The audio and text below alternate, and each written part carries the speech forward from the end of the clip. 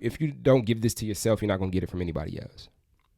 A lot of times we'll look for love and understanding from everybody else but ourselves. We can only give that which it is we possess. We can only receive that which it is that we give ourselves. Remember, how we treat ourselves is our worth. We create our worth. So giving ourselves understanding, love, and compassion is where this starts. Hey, you feel that? You are now tuned into You Feel That with Bryce the Third. Yo, welcome to another episode of You Feel That with Bryce the Third, the premier podcast for those looking to learn how to grow, excel, and succeed in the world as a highly sensitive person, whatever that looks like. And I am, of course, your host, recording artist, emotional wellness advocate, Bryce the Third. And today we're going to have a conversation about how our labels are self-fulfilling, how the prophecies that we prophesy about our lives become true, no matter what they are. And the catalyst to our conversation will be two theories. One is the Pygmalion Effect, and the other is the Golem Effect. So I first came across the Pygmalion Effect. It was introduced to me in this book that I'm reading by Dan Sullivan called Who Not How. I'm reading it in the morning meetup with David Shans. It's this group that I get together with every morning. It's like 400, 500 entrepreneurs on this group, and we get together and we read these books, and we read, a certain amount of pages the night before, and then we get together and we discuss the pages that we read, as well as a whole bunch of other things. Like today was the Q&A. There's a lot of entrepreneurs. There's a lot of big money on the call, and we just kind of get together every morning as a group of entrepreneurs, and it's like a mastermind. I guess I'll throw a quick shout out to them on here. I do have an affiliate link, and it's in my bio and Instagram. You can click on it, and it's a $1 trial for the first week to try it out. It has been life-changing. It has propelled me into a lot of the work that I've been creating for myself, as well as like learning how to like add value in a lot of tangible ways, and just getting around energy of other people doing great things. That has set my life on a whole nother plateau. So the morning meetup with David Shans, and the book is called Who Not How by Dan Sullivan. That's the most recent book that we're reading, and the book that led me to the concepts that I want to talk about today, the Pygmalion Effect and the Golem Effect, right? So we'll start by defining what the Pygmalion Effect is, and I'm pretty sure that from what I did my research on, like this was used in the context of classrooms and of teachers and students, right? So this is a Wikipedia definition. The Pygmalion Effect or Rosenthal effect is a psychological phenomenon wherein high expectations lead to an improved performance in a given area. The effect is named after the Greek myth of Pygmalion, a sculptor who fell in love with the statue he had carved, or alternately after the psychologist Robert Rosenthal. Rosenthal and Jacobson held that high expectations lead to better performance and low expectations lead to worse performance, both effects leading to self-fulfilling prophecy. According to the Pygmalion Effect, the targets of the expectations internalize their positive labels, and those with positive labels succeed accordingly. A similar process works in the opposite direction in the case of low expectations. The idea behind the Pygmalion Effect is that increasing the leader's expectations of the follower's performance will result in better follower performance. So the concept here has kind of been used and targeted towards like teacher and student relationships. So if a teacher believes that a set of students can do better than another set of students, then the teacher would treat the set of students as if they can do better, and then therefore the students will do better, right? The Golem Effect is, and this is all from Wikipedia, the Golem Effect is a psychological phenomenon in which lower expectations placed upon individuals either by supervisors or the individual themselves lead to poorer performance by the individual. This effect is mostly seen in study in educational and organizational environments. So like I said, once again, teacher-student relationship, where it's like if the teacher feels that the student is not as equipped as other students, those expectations placed on the individuals will like become self-fulfilling. So if I think that my son or daughter is not capable, I'm going to treat them as if they're not capable, and then they will become not capable because of my expectations. The expectations placed upon them kind of become this self-fulfilling prophecy. And that can be, this idea can kind of be empowering or disempowering, right? And here at You Feel That, like everything that we put on the table is in an effort to empower you, right? So we want to take away the disempowering nature of you are the result of the expectations of those externally. So like the expectations that your mom and dad had on you, if your mom and dad was present, the expectations that the people in your life have on you, like become self-fulfilling prophecy. And yes, it does play a role in what takes place in your life. But also here today, we're going to talk about like how to Pygmalion fucking self, how to apply this to your life in a way where it's like, okay, I increase my own expectations of myself, right? So let's talk about the student-teacher relationship first and foremost, and how this kind of has effect.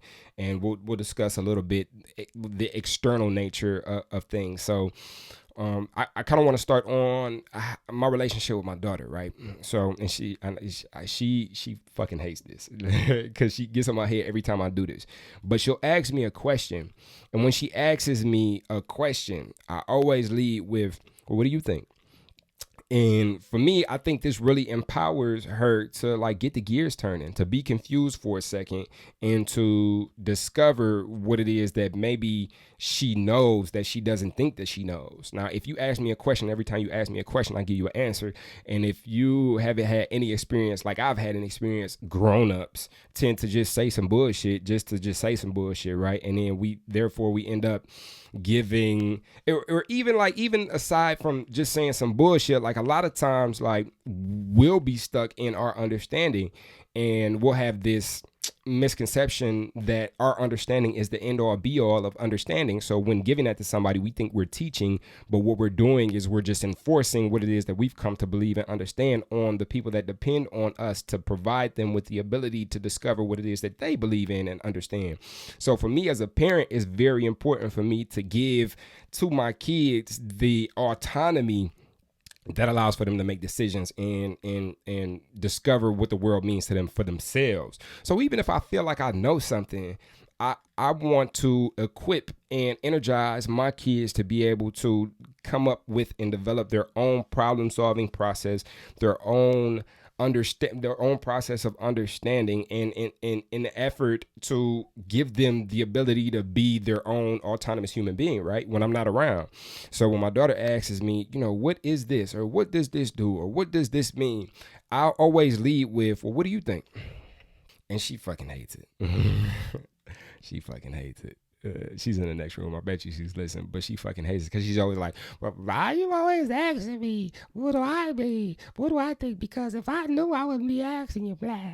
But what it does is it gets those gears turning. And a lot of times, like when I drill down, she'll know the answer for herself, right? Because nobody has a monopoly on what's right. So in this way, I feel that I've been applying the Pygmalion Effect without even knowing what a Pygmalion Effect was. Like today we have an episode where we have a name for it, but I didn't have no name for it. I just knew that if I show this person that I believe in them in action by allowing for them to come up with their own answers, they'll eventually come to the understanding that they have the ability to come up with their own answers, and then will come up with their own answers or come up with their own problem solving techniques to figure out what the answer is and not depend on anybody else, right? Now, take this versus somebody who has always depended on somebody else for answers and has grown up in the understanding that, oh, somebody else knows more than me. And then they teach the other people that come up under them what it is that they've learned. So now it's like, I just got to give you an answer. So why is the sky blue? Like, I don't know, just because it is. It's blue because of blah, blah, blah, blah, blah. Like just ranting off a fucking random answer that means nothing. And it's just like, I'm the adult, so I'm supposed to know. So let me give you this thing so that you know that, or so that you feel that I'm equipped because I want to be that adult in your eyes. We are disempowering the people who depend on us by not giving them the ability to depend on themselves. Let that sink in. We are disempowering those that depend on us by not giving them, or at least not encouraging them to discover the ability within themselves to depend on themselves. Thus the Pygmalion Effect, right? And then on the flip side, The Golem Effect, the psychological phenomenon in which lower expectations placed upon individuals, either by supervisors or individuals, lead to poor performance by the individual. So the good old you don't never, like those, because of my understanding of the pattern and because of the way that I see the world. And then I give this to you in a way where you don't never clean up your room, or you always bullshitting on the dishes, or you don't never get good grades, or you always like that's. And before I knew what the Golem Effect was, I knew the power of words. I once seen somewhere that words are, when you're spelling words like that, that's what it is. It's like these are spells. So if I'm telling you, you won't never, you ain't never, you always, like I'm kind of enforcing this thing on you. So even though I'm saying it in a way that I don't really desire for that to be the case, like I'm creating it by throwing it on you that you don't never clean. And then what ends up happening is you kind of scooch into that identity. Well, I guess I'm the type of person that don't never clean up my room because my daddy say I don't never clean up my room. Or maybe I'm the person that's always late because my daddy say that I'm always late. Or maybe I'm the person that don't never step up to the challenge because my daddy say I'm lazy. Or just living up to what it is that we're putting on them. So at this moment, and I'm speaking on my teachers, because you're here, right? So we can learn, right? So I'm speaking on my teachers, especially because if you're here and you're a teacher, I commend you, because you can't fucking be a teacher unless you're continuing to learn. Like if you're done learning, you can't be a teacher. Don't talk to me. Period. If you're done learning, you can't be a teacher. Don't talk to me. But if you're here and you're a teacher, I commend you. I salute you. We on the wave together. But I'm talking to my teachers right now. Like, learn to give the empowering energy to your students. Let's not give the students that we have up under us the impression that they'll need us. Even when it comes to like coaching or like individual coaching, like it's always been a priority of mine to, if you're still tapping in a year from now, I didn't do my job. Like I didn't do my job. Yeah, I could use the bread. And the rates are going up because I really don't enjoy individual coaching. That's a lot of work. I could do a lot more damage. Don't use the word damage, but I can be way more effective speaking in groups. I'd rather not do individual coaching. So that price is going to continue to go up because I'd rather not. But if people will pay for it, then it'll be worth it for all parties involved. But like it is very important to me to give to you the ability to handle your own business. Because we all are living in different realities. We all are living in our own circumstances. We all are living in our own situations. Like we need to be able to depend on us. Yeah, I said to be able twice. Who gives a fuck? We need to be able to depend on us, ourselves. So as teachers, as coaches, it's our role to be able to use the Pygmalion Effect. And see in our students maybe even more than what they see in themselves at this moment, and empower them to take control of their own lives. All right, so now I want to get into how to Pygmalion yourself, how to Jedi mind trick yourself into believing that you can do more, how to increase your capacity, how to create a self-fulfilling prophecy that is beneficial to you making it towards your desired reality. How to create your fucking life. Let's get into that, right? So, how to Pygmalion yourself. Investing. Let's start with that. Number one, investing. Skin in the game, right? Because it holds you accountable. So when you invest in yourself, you end up expecting more out of yourself, therefore setting yourself up to win. So when this can be in so many different ways. This could be in spiritual value. This could be an energetic value. Do you take care of yourself? Do you get your hair cut? Do you wash your face? Do you put deodorant on? I seen some my dog Larry June, cold ass artist. He had said something like without the deodorant, it got y'all out here smelling like bust down wolf ankles. Like like are you taking care of yourself? Do you feel like you're worth it? Do you feel like you're worth the attention of taking care of yourself? So, and that's, that's physical, but also that translates into the spiritual. How are you investing in yourself? How are you feeding in and fueling yourself? How are you pouring into yourself? Because also with our worth, I think I stumbled across something that really kind of resonated with me the other day, where it's like our worth may be equal to how much we invest in ourselves. How we treat ourselves may be equivalent to our worth. Because if somebody comes around and tries to treat us in a way that is less than how we treat ourselves, we're not even going to allow them in our space. Like, that's not even going to be a conversation. I treat myself better than this. Get the fuck away from me. Like, who are you? Like, I could treat myself way better than this, But when we don't treat ourselves well, then we allow different energies and different beings into our space, because like shit, I mean, you maybe treat me better than I treat myself, and you still treat me like shit, and even like subtleties, right? So showing up, I tell myself I'm gonna show up at this time and I'm gonna do this thing. I'm gonna get busy in my creative project. I'm gonna sit down, I'm gonna record an episode of the podcast. I'm gonna sit down and I'm gonna write a couple of pages of the book. I'm gonna sit down and I'm gonna write this song. I'm gonna sit down and I'm gonna record. I'm gonna sit down and and then I don't. And then I don't show up. So in this instance, like I'm telling myself something and I'm not even doing what I'm telling myself that I'm gonna do. So that we end up surrounding ourselves with people who say that they're going to do something, but then don't do what they say they're going to do, because we attract what it is that we are, right? And we'll only accept what we give ourselves, right? So now we're wondering, damn, why is nobody dependable? Now you can't trust nobody. Why ain't nobody around me that, I can lean on? Why? You can't lean on your fucking self. You can't depend on yourself. So learn how to invest in yourself. And this is just at the, the spiritual level, at the ethical level, at the energetic level, right? Let's talk about money. One of my favorite topics, right? Because it's scary. I come from poverty. I don't come from wealth. So I'm headed to, matter of fact, I am wealthy now, because wealth is not something that I become. Wealth is something that I am. And then I attract to me, right? But when it comes to finances, like, think about what I said. When you invest in yourself, you end up expecting more out of yourself, therefore setting yourself up to win. So when it comes to money, and when it comes to investing money, we don't believe that we're worth money unless we invest money in ourselves. And that'd be the thing. A lot of us got our hands out and we looking for somebody to give us something, but we won't give something to ourselves. And this is going back to, the energetic energy, the self-care. Like, it costs money to get a haircut. It costs money to get a pedicure, manicure.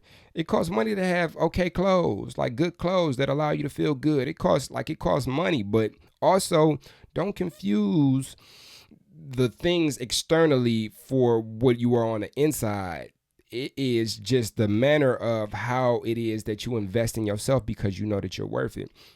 And for me, a big way that I do that is I invest. Like, I invest in my teachers, because I know that what I'm going to do is very impactful and it's very important for the community. Like, it's bigger than me. So I'm willing to bet with my own money, my own cash, my own capital on myself, by investing in courses that are aligned with what it is that I'm looking to create, by paying money to get in the rooms with people that are doing what I want to do, but at bigger levels, by investing in myself financially in a way that it's like, okay, I'll pay $300, $400 to learn this knowledge, because I know that I will be able to apply it in a way that takes this way further than $300, $400. Like, the little $400 that it costs for this course, that ain't shit, because it's going to come back tenfold. Because once I get this information, once I get this knowledge, I'm going to apply it in a way that is going to change my life and the lives of others.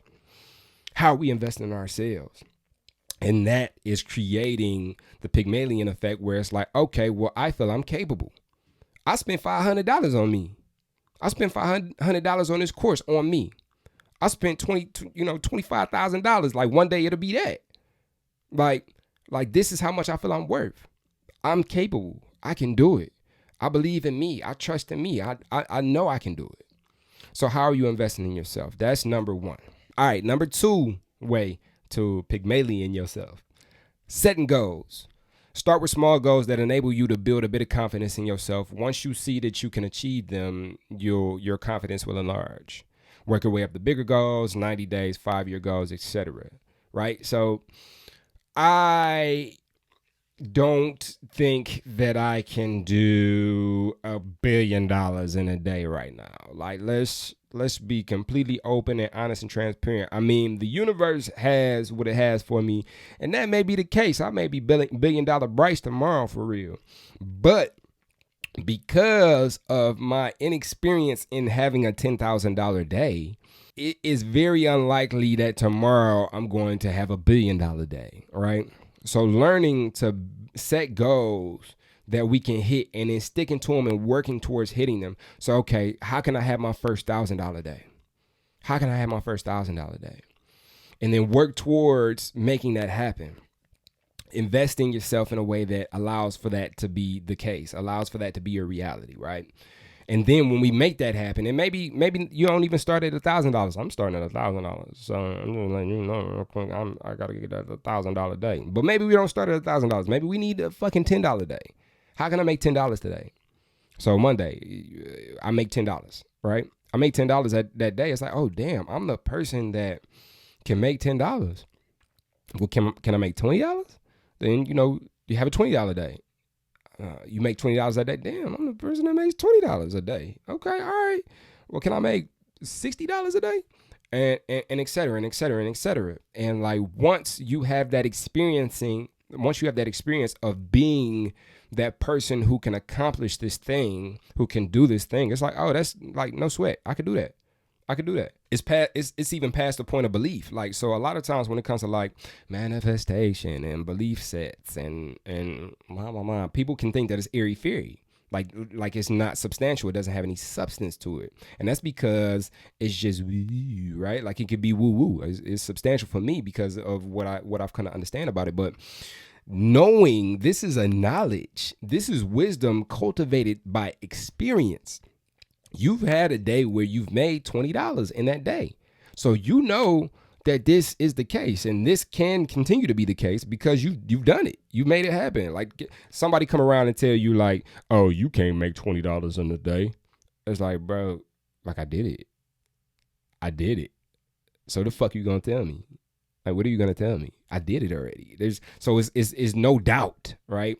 And that is you're Pygmalion. Like you're giving yourself a basis that you like now. So it's just the concept of raising your broke.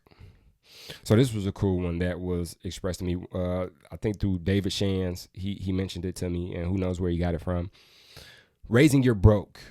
You're zero. You're broke, right? So like, there was a time where if my bank account was negative $20, like, okay, yeah, I'm fucking broke, right?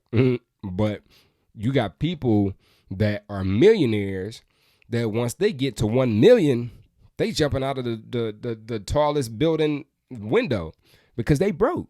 Because their broke is higher than my broke.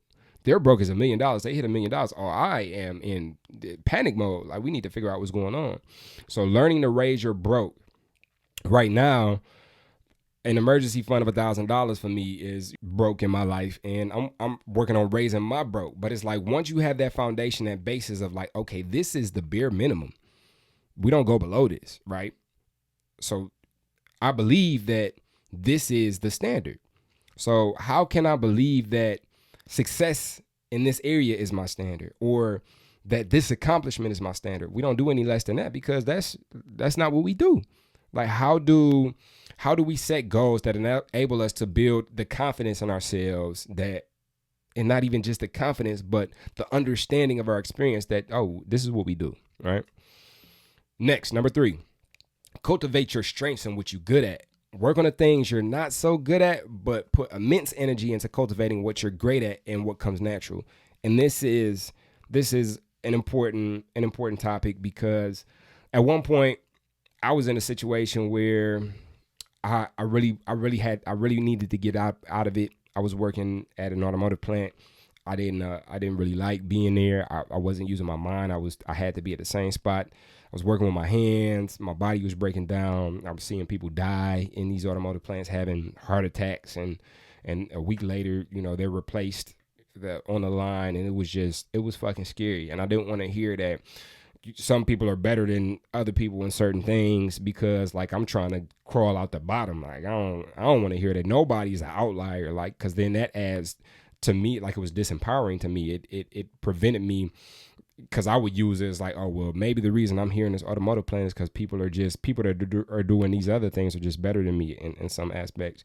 And so I don't want you to take this part and use it to disempower you. Like I said, everything here you feel that is something here to empower you and give you the power to create your desired reality, especially as a highly sensitive who is very, very sensitive to all of these emotional, spiritual happenings in the world.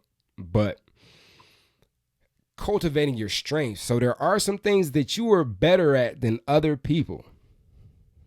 I'm going to say that again. There are some things that you are better at than other people. We just don't know what that thing is yet, or we might know and we might not be paying enough attention to it, or we might just know and we are paying attention to it, and you're just here to help reinforce this understanding that you've come to understand.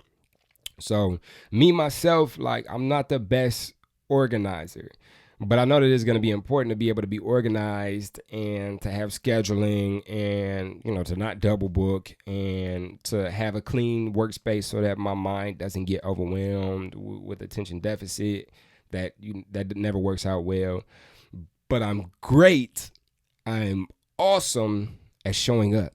I can show up and freestyle. I can show up and get these things done. I can show up and bang things out. Like if you need somebody to speak at your event, if you need somebody to show up and motivate people and pull the best out of them and allow a space for people to be fully expressed, and need somebody to come and create a space for people to feel alive, well, and ready to go and tackle the world, like I'm your guy. Matter of fact, right now, if you're one of those people, schedule me, book me, because I'm gonna come and set whatever it is you got on fucking fire, right? But it's like, also, the reason I'm the best at this, and I said the other day when I was performing, so, you know, I do live performances, all type of performances, right? But it was a music performance, and I said the other day in the midst of the music performance, I am the Michael Jordan of performing. I'm world class. I'm world class, and the reason I am is because I understand that I will never be done learning how to be better. So learn how to continue to cultivate your strengths. So when I feed into like learning Excel spreadsheets and organization and scheduling and planners, when I feed into that, like I'm probably growing at either the average pace or maybe a little bit below average, to be honest with you, right? But when I feed into how to better cultivate my strength of showing up and setting people on fire, my communication tactics, my communication strengths, how to lead, how to be out in front and also lead from the back, how to be a leader who eats last and empowers the people that follow him in a way that they become their own leaders. When I continue to delve into that, I'm growing exponentially. Somebody who's shy and who sits at the back of the class and has to like really work to, you know, get on a Facebook Live or an Instagram Live or get in front of a camera, like I'm growing 13,000 times quicker than them because like I don't give a shit. Like I'm like, this is what I care about. Like this is what I'm good at. This is what okay, well, enough of that. But it's like learning how to grow and cultivate what it is that we're great at, because that's what's going to grow us exponentially and therefore give us the confidence to rely on ourselves. And when we rely on ourselves, Pygmalion, because we believe we can do better, we do better. And you hear all this Muhammad Ali talk that I got going on. Like it didn't start like this.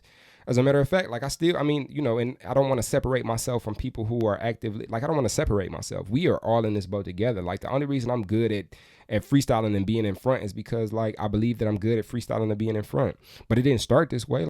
Like I dealt with major anxiety. Like I had to learn how to reframe anxiety into excitement, and maybe that'll be another episode for another day.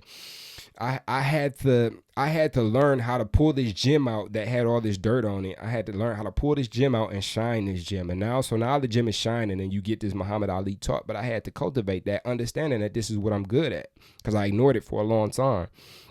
And now that I know that, like now, put the gem on my necklace and I wear it on my sleeve, but I continuously have to clean it and get it appraised so that I can take care of it and grow it, right? And so that's the process, like learning to cultivate your strength. And even to get there, like we have to be aware of what it is that our strength is. So if you don't know what your strength is, like what that thing that you're great at, ask 4 or 5 people that know you well. Ask them what they think you're good at. Take the common answer and investigate that. That doesn't mean, it's not a sentence. That doesn't mean that whatever it is that they say is what it is that you are, but investigate that. Like, see, okay, well, a lot of people are saying that I'm good at, interior design, or I'm good at, like, I dress well, or, I speak eloquently. I have a great voice, or, I'm good at planning trips, or I'm very good at planning, or, whatever it is they say, investigate that. This is the process. Investigate what life is showing you. And if we continue to show up, like, there's no doubt that we'll be led. But this is the whole thing. Like, sometimes, like, people don't even find it important to show up. So continue to show up and figure out and put your antenna up as to what it is that you're good at, and learn how to feed into that and grow that. All right, number 4, to Pygmalion yourself. Self-affirming practices. Get to know yourself and learn to give yourself love, understanding, and compassion. If you don't give this to yourself, you're not going to get it from anybody else. A lot of times we'll look for love and understanding from everybody else but ourselves. We can only give that which it is we possess. We can only receive that which it is that we give ourselves. Remember, how we treat ourselves is our worth. We create our worth. So giving ourselves understanding, love, and compassion is where this starts. So we were just talking about cultivating our strengths. A lot of times we won't ever get started with that because we'll look at other people and what it is that they're doing and compare to what they got going on. First of all, comparison is the thief of joy. But I've seen this happen where, people will look at other people that are fired up and have a passion and be like, I just don't have a passion. Like, I just don't, that's not something that I have. Like, I just don't have it. Like, there's no understanding there. There's no compassion for self. Like, why do you feel that you have to have it now? Why do you feel that you have to know it now? Begin the investigation. The process of being compassionate with self allows for self to traverse the journey and allow for the journey to be what it is, right? And if right now I don't necessarily know what my specific strength is, that's cool. That's okay. That's okay. We'll figure it out. If I know I'll figure it out, once again, Pygmalion, if I believe I'll figure it out, I'll figure it out. If I know that one day soon, I'll figure out what it is that I'm great at, as long as I keep my antenna up throughout this process, then that's exactly what's going to happen. I just got to continue to show up.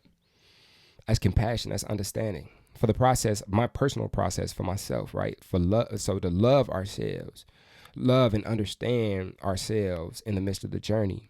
That is the process. That is the process. Nah, that's not the process. That's the action. That's the action. That's the practice. That's the practice.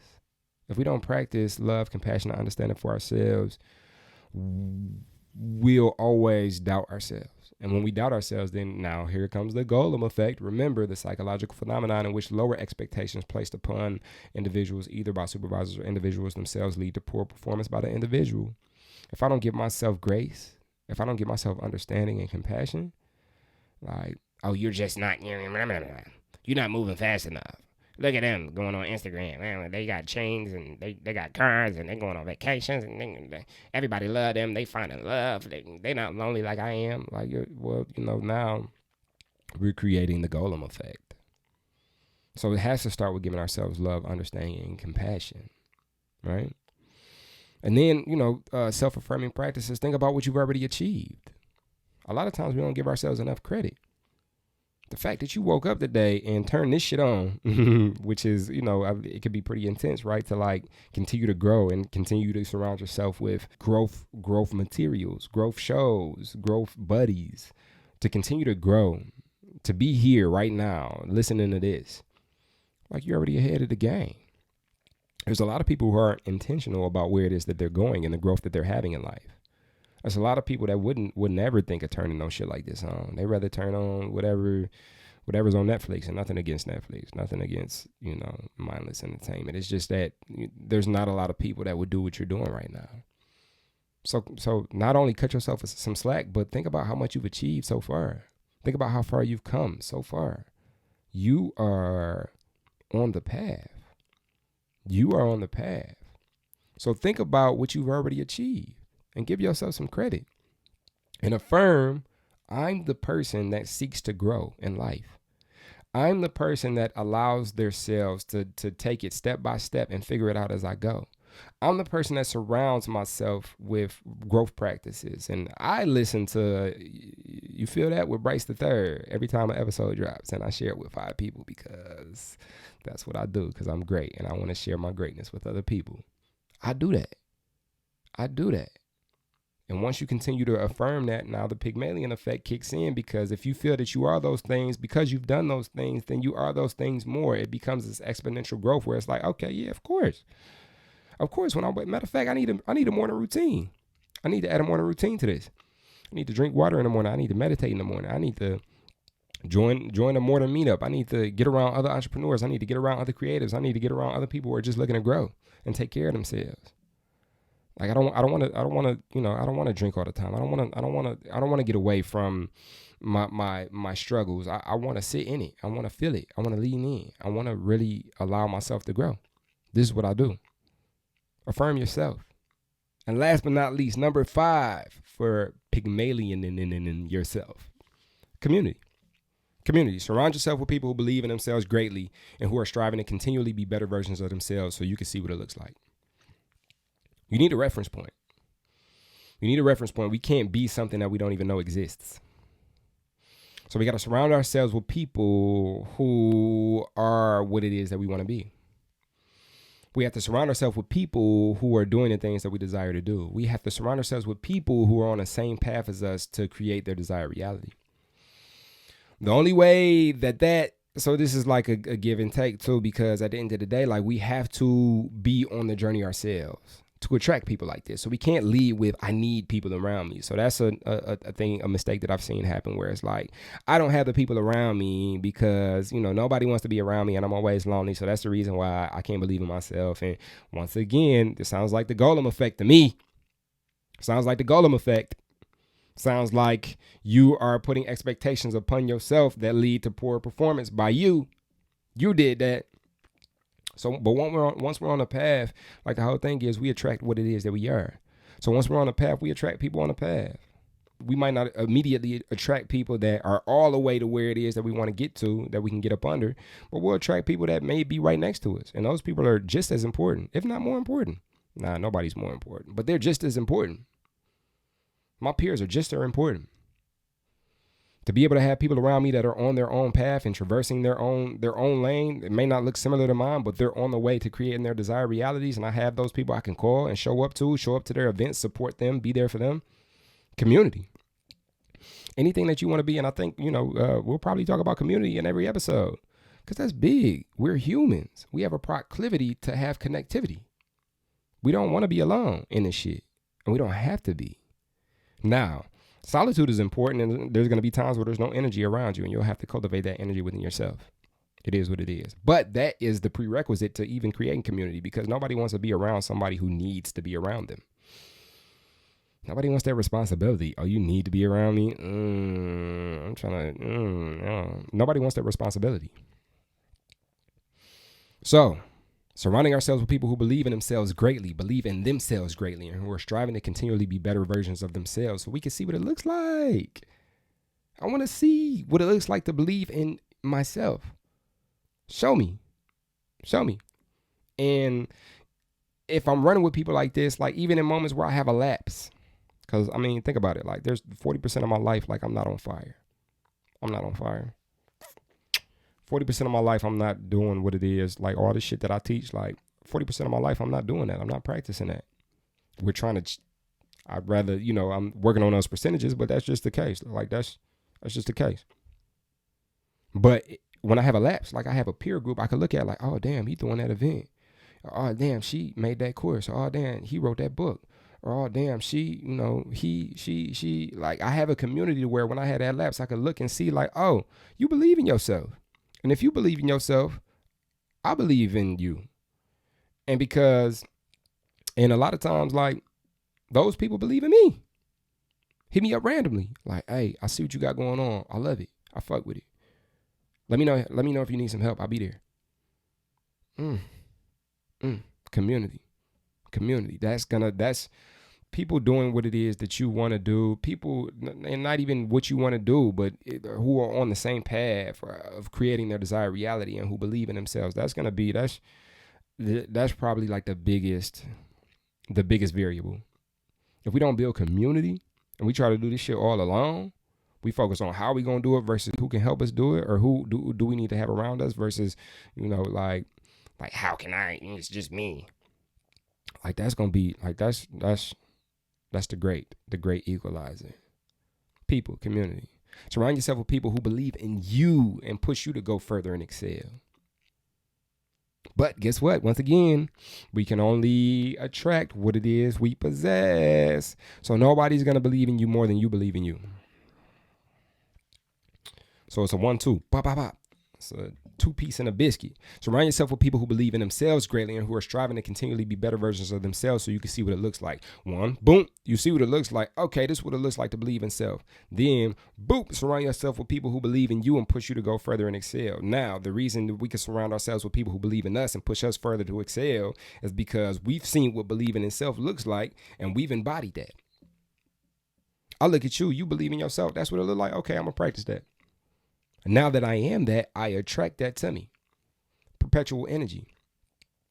Where does it start? It starts with us. Because there had to be a little bit of belief in ourselves to even get around people who believe in themselves to learn how to believe in ourselves even more. It starts from within. It starts from within. So surrounding yourself with people who believe in you and push you to go further and excel. And I could list, maybe I got a good 10 people for sure. And I'm in a couple of meetups. I'm in a couple of groups where it's like I have hundreds of people. They don't even fucking know me. But if I tell them that I'm doing this thing, they're going to show up. And it's weird. Like it's weird. It's delightfully weird. I love it. But it's not where I come from. Where I come from, we got to get it out the mud. Where I come from, I got to struggle. Where I come from, nobody got my back. Where I come from, I got to keep my heart cold. That ain't where I'm going, though. That's not where I'm at. Surround yourself with people who believe in you and push you further to excel. They out there. But the only way you're going to be a magnet for those people is to believe in yourself. The Pygmalion Effect. Know that you can do it. Have high expectations and watch your improved performance. Expect the most out of yourself and watch the most manifest. Also, one more variable to this, to the community aspect. Stay away from those who don't have the ability. Stay away from those who have the negative effect on you, that not only don't uplift you and not only don't push you to go further and excel, but reach to grab onto you and tell you that the way that you believe life to be isn't reality and that you should just sit down and just do this. It may be your grandfather, it may be your daddy, it may be your mom, it may be your sister, it may be somebody close to you. What's crazy is sometimes, and it's nothing personal. They've got to experience what it is that they have to experience. They have to have the life that they have to have. Everybody is doing the best they can with what they've been given. It's never personal. I can give that compassion to others because I give that compassion to myself. Because it's not personal that I feel like my life is going to be a little bit bigger and expansive. That's not saying anything about you. One phenomenon I noticed when I quit drinking and came into recovery is that sometimes you would tell somebody that, you don't drink, and it was almost like a look would come about their face like, well, what the fuck? Like, well, what are you saying about me? I don't drink that much. I just told you just asked me did I want to drink, and I said, nah. And you got mad. So there's some people that are working through the things that they need to work through, and they may never work through them. Because we have no control over people, places, and things. We have to allow them to have their process, and it has to be away from us. If you want to have heightened expectations of yourself, you can't surround yourself with people that don't have any expectations for themselves, or are fitting into whatever they got to fit into. I don't even, I don't have too much to say about this except for stay away from people who don't feed into you or don't have the ability. And I really feel like if they don't feed into you, they just don't have the ability. It's nothing personal. They don't feed into themselves. Once again, we only attract that which we are. And if it repels you because they can't feed into you, 9 times out of 10, they can't feed into themselves. There's a lot of relationships when I was in the midst of making my transition to where it is that I am now, where it's like I thought I was missing out on something because, that person wouldn't hit me up at the frequency that I would hit them up, or it was, there was a imbalance in the scales for how much energy I could give and how much I was receiving. But at the end of the day, like, it's because they didn't have the ability or capability to give that energy back. And that's okay. It's not personal. Although I cried like a bitch. And when I say like a bitch, I mean like I cried very hard. Like I'm not saying, not women. I do not like that word for women. I think that started when I had a daughter. But even before I had a daughter, I don't think I was calling women bitches like that. Like in my music, like I didn't even do that like that. And I just want to say that. I will edit that out, but I'm going to keep that in because I want y'all to see what this really look like. But yeah, although I cried like a mug when, they left, it was for the best. It was for the best. Because the energy was aligning itself. Pushing people away from me that don't belong around me, that can't feed into me. Because what I got going on is a little bit bigger and a little more expansive than, what this person could probably handle. Once again, not personal, ever. It's never personal. Stay away from those who don't have the ability to feed into you. Yeah, I think this has been an invaluable episode. This has been a great fucking episode. The Pygmalion Effect. The Golem Effect. Our labels are self-fulfilling prophecies. So how when you look around in your life right now, what are you surrounded by that you may think that you created? This was a big quote that kind of fucked me up too when I first got into intentional living. It's like, look around. Everything that you see is a direct result of what it is that either you've done or you haven't done. Either what you believe or what you haven't been believing. This episode is invaluable. This is going to be evergreen. This is going to be like one of those songs that I write in a way to where it's like, this is going to resonate 20 years from now because this is universal shit.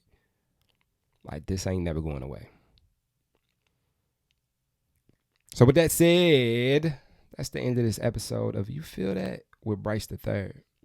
I appreciate you all for tapping in continuously and helping me grow this and helping get this information and spread this information and spread this wisdom and spread this energy. Because that's how we change the world, one share at a time. So with that, I'd like to ask you to share this podcast with 5 people. 5 people could benefit from this. Maybe even 5 people that you don't even have an idea of what they're going to do with it. Maybe they'll listen, maybe they won't, but just share it. Just share it. That's how we change the world. By sharing this information, getting this energy out there in the world. The further it goes, the more perpetual this energy becomes. Also, I ask that you rate and review this podcast on Apple Podcasts to help us with the algorithm on Apple Podcasts and to help us be the premier podcast for anyone looking to learn to grow, excel, and succeed in the world as a highly sensitive person, whatever that looks like. The premier, when I say premier, I'm talking world class. Why? Because I believe that that's what this is. Why are we going to excel at You Feel That? Because I believe so. Why am I going to not always be in a closet recording this podcast and eventually this will be a creative warehouse? Because I fucking believe it. Pygmalion. Follow me on social media. My name is Bryce the Third. BryceThird. You can find me especially on Instagram. That's where I'm most active. I do a lot of content creation over there and just look to contribute to the community is very important. And that, I continue to show up for everybody who needs this good energy to keep going in their own journeys. I also have a Patreon you can go on in the bio in my Instagram, and go to my Patreon to become a subscriber to my Patreon. And I drop a video every week, kind of like I'll do a lot of behind the scenes stuff, just kind of showing you like my hookup and how it is that I'm putting the things that I'm putting together, as well as like every now and then, like I'll have a moment of clarity, or I'll get a download from a higher power that I feel like I just want to share, and I give those exclusively to the people who subscribe to my Patreon. So tap into my Patreon. I'm also thinking of a whole bunch of different ways I can add value to the Patreon, which would be like things like early merch. You would get the merch before everybody else would. Early events, you would get access to tickets before anyone else would. I'm working at putting together like a text community where we do it like maybe 3 or 4 texts, like motivational, inspirational, fulfilling texts a week, where you subscribe to the text and we'll get those. So subscribe to the Patreon. It's continuously growing. We have a whole bunch of different levels that you could support, and it is very, very, very appreciated, because like I'm bootstrapping. I'm pulling this on my ass for real. But it's going to continue to be huge. It's going to continue to be huge because I believe it will. And I believe that who is meant to support will support, and I believe that everything is going to work out exactly how it's supposed to be. So with that said, check out the Patreon, and if you want to pledge, $10 or whatever it is, anything is appreciated. And finally, the end quote of the day is by Henry Ford, and I know y'all have heard this before. And if not, you can hear it now. But this has been a constant quote in my life. Whether you think you can or you think you can't, you're right. Whether you think you have the capability or you think that you have some inherent disability that prevents you from doing it, you're right. It all starts with your belief. Let's Pygmalion ourselves to the moon, baby. Thanks for tuning in to You Feel That with Bryce the Third. I'll catch you all next time.